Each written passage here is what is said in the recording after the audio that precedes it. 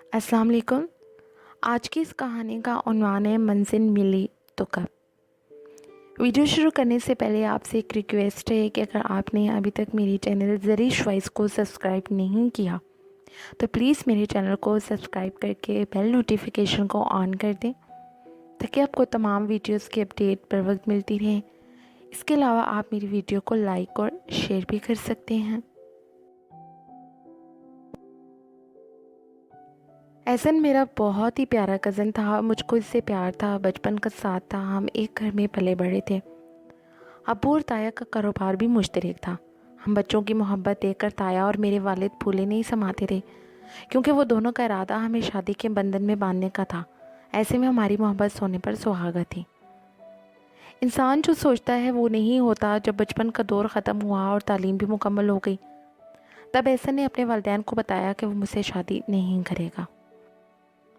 اس نے کہا تھا بے شک صبا میری بہت اچھی دوست ہے مگر اپنی کزن کو میں نے صرف ایک دوست کی ہی نظر سے دیکھا ہے اور کبھی ہی نہیں سوچا کہ اسے جیون ساتھی بناؤں گا۔ آپ لوگ بھی ایسا خیال چھوڑ دیجئے۔ یہ انکشاف تایا ابو پر ایٹم بم جیسا تھا لیکن وہ نا امید نہیں ہوئے۔ سوچا نوجوان لڑکا ہے، نادان ہے، سمجھاؤں گا تو سمجھ جائے گا۔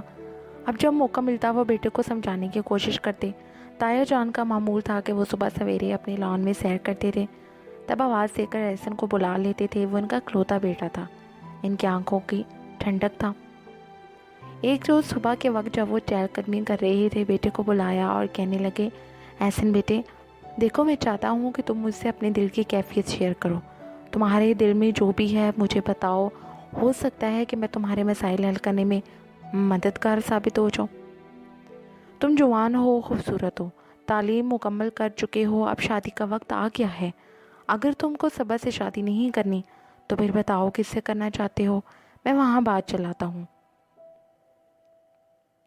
ایسی بات نہیں ہے ابو، ہو گئی تو ضرور بتاؤں گا۔ احسن نے باپ کو ٹال دیا کیونکہ جانتا تھا کہ وہ اس کا بھید لینا چاہتے تھے۔ تایا ایک کامیاب بزنس مین تھے، ان کے پاس کافی دولت تھی مگر ان کی سب سے بڑی دولت ان کا بیٹا احسن تھا جس کو انہوں نے خدا سے گڑ گڑا کر مانگا تھا اور آج وہ اس کی خوشی دیکھنا چاہتے تھے۔ احسن کی ماں پڑھی لکھی خاتون تھی، وہ بیٹے سے بے حد پیار کرتی تھی جس کی وجہ سے انہوں نے اس کی پرورش بہت اچھے طریقے سے کی تھی۔ میرے تایا ابو اور تائی آئیڈیل ماں باپ ثابت ہوئے تھے کیونکہ وہ بیٹے کے دل کی بات بخوبی سمجھتے تھے۔ ناشتے کی میز پر اس کا یہ سوال کرنا کہ ابو کیا آپ نے اپنی پسند سے شادی کی تھی معنی رکھتا تھا۔ ہاں بیٹے، باپ نے کہا تمہاری ماں میری آئیڈیل تھی، کالج کے دور میں ان کے پیچھے بہت لڑکے پڑے تھے مگر انہوں نے کسی کو لفٹ نہیں دی۔ چلیے رہنے دیجیے اب، وہ بولی۔ آپ بھی کیسی باتیں لے کر بیٹھ گئے؟ ناشتہ کیجیے، ٹھنڈا ہو رہا ہے۔ تائی نے بات کو ٹالنے کے لیے کہا۔ تایا ابو دفتر چلے گئے، تب احسن نائلہ کے پاس آیا اور سارا حال بتایا۔ تم نے انکل سے کہہ کیوں نہ دیا کہ تم مجھ سے شادی کرنا چاہتے ہو؟ نائلہ نے سوال کیا۔ ابھی نہیں، پہلے صبا کو اعتماد میں لینا ضروری ہے، ایسا نہ ہو کہ حالات خراب ہو جائیں۔ ایسے نے کہا تو وہ چپ ہو گئی کیونکہ اپنے حالات خود سمجھتا تھا۔ جانتی تھی کہ ان کی کزن اس کو بہت چاہتی ہے مگر وہ اس سے پیار کرتا تھا اور شادی بھی نائلہ سے ہی کرنا چاہتا تھا۔ بے شک صورت میں صبا سے بڑھ کر تھی نائلہ، لیکن دولت مند گھرانے سے نہ تھی۔ تاہم شوق تھا کہ کسی امیر گھرانے میں بیائی جائے تاکہ عیش کروں۔ عیش کرنا صرف امیروں کا حق نہیں، یہ حق غریبوں کو بھی ملنا چاہیے، ورنہ دل میں حسرتیں جنم لیتی ہیں اور زندہ رہنے کا لطف جاتا رہتا ہے۔ نائلہ کو احسن سے لگاؤ ضرور تھا مگر ساتھ ہی دولت سے بھی لگاؤ تھا۔ شاید احسن نے بھی زیادہ اس کی دولت سے محبت تھی۔ احسن نے جان بوجھ کر یہ ذکر گھر والوں سے نہ کیا کیونکہ وہ سمجھانا چاہتا تھا میں اس سے والہانہ پیار کرتی تھی۔ ایک روز اس نے مجھ سے کہا ایک بات پوچھوں صبا، برا تو نہ مناؤ گی؟ پوچھو۔ اگر میں کسی اور لڑکی سے پیار کرتا ہوں اور میں سے شادی کرنا چاہوں تو تم مجھے اجازت دے دو گی؟ کیوں نہیں، میں نے کھلے دل سے جواب دیا، یہ تمہارا حق ہے اور کوئی کسی کا حق کیوں کر مار سکتا ہے؟ تم جس سے چاہو شادی کرو، تم کو دکھ نہ ہوگا، مجھے دکھ ہو نہ ہو، مگر ناپسند کی شادی سے کہیں بہتر ہے کہ تم اپنی پسند کی لڑکی کو اپنا لو تاکہ تمہاری زندگی میں سچی خوشی کے پھول کھلیں اور حقیقت میں بہار آئے۔ وہ نائلہ کے پاس گیا، اس نے کہا نائلہ وعدہ کرو کہ تم میرا ساتھ دو گی، دکھ سکھ میں کبھی میرا ساتھ نہ چھوڑو گی۔ اگر تم نے میرا ساتھ چھوڑا تو میں مر جاؤں گا۔ وعدہ ہے؟ وہ ہنس دی۔ آج جانے نہ جانے تم کیسی باتیں کر رہے ہو۔ نائلہ اس کی کلاس فیلو تھی، لہٰذا یونیورسٹی کے زمانے سے ہی وہ ساتھ تھے۔ جب کلاس ختم ہوئی یہ لوگ ڈرائیو کرنے مری کی طرف بھی نکل جاتے تھے۔ مجھے شک تھا کہ وہ کسی اور کو چاہتا ہے، تاہم واضح طور پر اس نے کبھی کچھ نہ بتایا۔ بعد میں پتہ چلا کہ وہ روز اس سے ملتا تھا اور دونوں گھنٹوں باتیں کیا کرتے تھے۔ یہ کبھی کبھی پہاڑ پر جاتے، بلندی سے موسم کا نظارہ کرتے اور اس سے لطف اندوز ہوتے۔ اسلام آباد کے نظارے ان کے دلوں کو چھو کر گزرتے تھے۔ دونوں اگر ایک روز بھی نہ مل پاتے تو احسن بہت بے چین رہتا۔ ہمارا گھر ان کے گھر سے ملا ہوا تھا، بنگلے ساتھ ساتھ تھے، بس درمیان میں دیوار تھی۔ میں روز تائی جان کے پاس جاتی، تائی جان کے پاس جاتی۔ احسن کا موڈ ٹھیک ہوتا تو مجھ سے بات کرتا، ورنہ بغیر مخاطب کیے چلا جاتا یا اپنے کمرے میں جا کر اسے بند کر لیتا۔ تبھی میں سمجھ آتی کہ وہ مجھ سے بات نہیں کرنا چاہتا۔ مجھ سے اس کا رویہ ایسا ہی تھا، جبکہ نائلہ سے ایک دن کی جدائی سے برداشت نہیں تھی۔ ایم اے کے امتحانات تمام ہوئے، دونوں کا یونیورسٹی جانا موقف ہوا۔ اب روز ملنا ممکن نہ رہا کیونکہ نائلہ کے گھر روز جانا ٹھیک نہ لگتا تھا، جبکہ نائلہ کو احسن نے گھر آنے سے منع کیا ہوا تھا میری وجہ سے، اور تایا اور میرے والدین کے باعث کہیں روڑے نہ اٹکائے جائے، اس طرح ان کے پیار کے معاملات خراب نہ ہو جائیں۔ ادھر والد صاحب چاہتے تھے کہ میری اور احسن کی شادی ہو جائے۔ مجھے نائلہ کا نام نہیں معلوم تھا، لیکن یہ سن گن تو ایک مشترکہ دوست سے مل چکی تھی کہ احسن کسی اور لڑکی میں دلچسپی رکھتا ہے۔ پھر اس کا رویہ اور اس کی ذومعنی باتوں نے کچھ مجھے سوچنے پر مجبور کر دیا تھا۔ میں چاہتی تھی جب احسن کو میری چاہ ہو تبھی میری اسے شادی ہو۔ بے شک میں اسے پیار کرتی تھی، لیکن پیار میں زبردستی کے سودے خرابی کا باعث بنتے ہیں۔ ایسے گھر نہیں بستے، بس میں صبر اور حوصلے سے کام لے رہی تھی۔ ایک روز نائلہ کا فون آیا۔ میں اتفاق سے ان کے گھر پر تھی اور احسن کے کمرے کے قریب تھی۔ مجھ کو اس کی آواز کمرے کی کھڑکی سے صاف سنائی دے رہی تھی۔ وہ فون پر بات کر رہا تھا، تبھی میں دوڑ کر گئی، دوسرے کمرے میں ریسیور اٹھا لیا۔ اب میں ان کی باتیں سن سکتی تھی۔ اس روز مجھے پتہ چلا کہ یہ دونوں کتنے قریب آ چکے ہیں اور اب ان کی جدائی مشکل تھی۔ وہ باتیں کرتے رہے اور میں سنتی رہی۔ وہ مستقبل کے خواب بن رہی تھی۔ نائلہ کہہ رہی تھی کہ اب اپنے والدین کو ہمارے گھر رشتے کے لیے بھیجو، اور احسن اسے سمجھا رہا تھا کہ تھوڑا صبر کرو، میں چچا جان اور چچی جان کا کیا کروں؟ جیسے ہی انہیں معلوم ہوگا کہ میں صبر سے شادی سے انکار کر رہا ہوں، وہ ہنگامہ ضرور اٹھائیں گے، کیونکہ اس کے ساتھ بچپن سے رشتہ طے ہے۔ پھر کاروبار کا بھی سوال ہے، کیونکہ ابو اور چچا کا کاروبار مشترک ہے، جائیداد ایک ہے، بہت سے مسائل پیدا ہوں گے۔ پھر بھی تم یقین رکھو، ہر حال میں تم کو اپناؤں گا، چاہے مجھے صبا کی لاش پر سے کیوں نہ گزرنا پڑے، کیونکہ مجھے اس سے پیار نہیں ہے۔ اس سے آگے میں نہ سن سکی اور فون رکھ دیا۔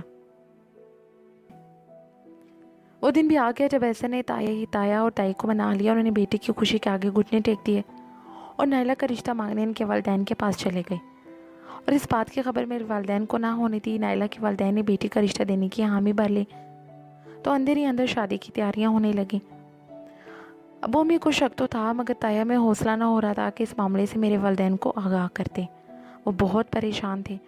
ادھر ایسے نہ مان رہا تھا، تب یہ مشکل میں نے آسان کر دی اور تائی جی کو فون کر دیا کہ تایا ابو میں احسن سے شادی کرنا نہیں چاہتی، کیونکہ میں کسی اور لڑکے کو پسند کرتی ہوں۔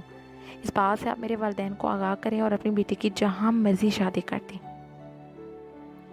بظاہر تایا بجھ گئی، لیکن اندر ہی اندر ان کے دل میں پھول کھل گئے، کیونکہ جو مسئلہ تھا اس کو میں نے خود بہت سلجھا دیا تھا۔ سارے الزام اپنے سر لے کر میں نے دونوں بھائیوں کے بیچ حائل ہونے والی دیوار کو گرا دیا تھا۔ اب یہ لوگ کھل کر شادی کی تیاریاں کرنے لگے، شاپنگ ہونے لگی۔ ایک دن دونوں ہائی روڈ اپنی گاڑی پر کچھ اشیاء لینے پشاور گئے تو بدقسمتی سے وہاں بازار میں بم دھماکہ ہو گیا اور تایا تائی اس خود کش دھماکے کا نشانہ بن گئے۔ ان کی لاشوں کا نام و نشان تک نہ ملا۔ یہ ایسا سانحہ تھا کہ ایسے نہیں ہم سب ہل کر رہ گئے۔ ہم لوگ پر تو جیسے قیامت گزر گئی تھی۔ ابو امی احسن کو سنبھال رہے تھے۔ سانحے کی اطلاع نائلہ کے گھر والوں کو ملی تو وہ بھی آ گئے۔ کچھ دن سوگوار گئے، پھر انہوں نے شادی کا مسئلہ اٹھا لیا۔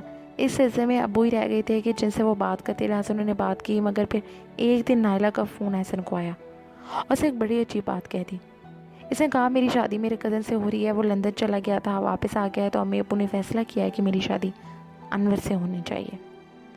بچپن میں میری اس سے منگنی بھی ہوئی تھی، مگر چچا جان اپنی فیملی کے ہمراہ لندن چلے گئے تھے، بہت سالوں بعد واپس آئے ہیں۔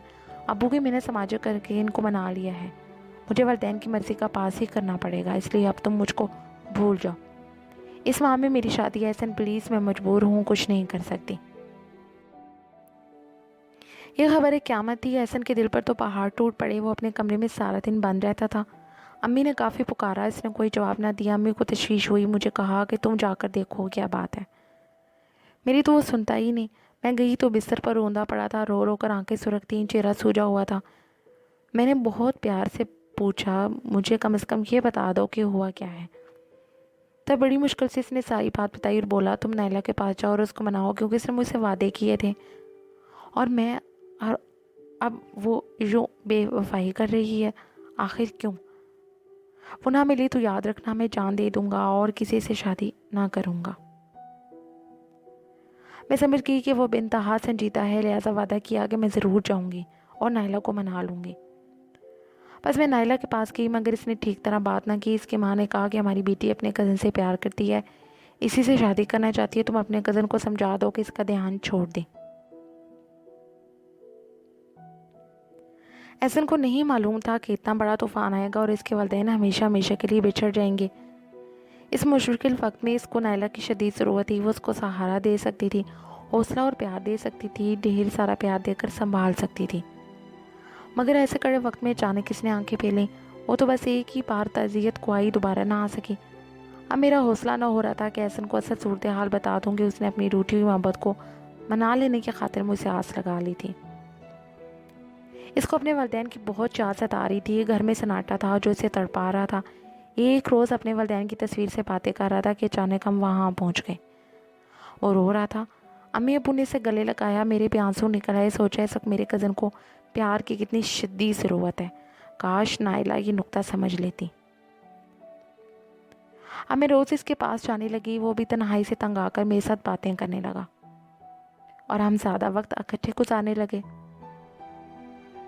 میں اس کو حوصلہ دیتی تھی اور جی بہلانے کی کوشش کرتی تھی۔ جب کوئی دل سے دکھ درد بانٹنے لگتا ہے تو ضرور درد ہلکا ہوتا ہے اور پھر اس غم گسار کی قدر بھی ہونے لگتی ہے۔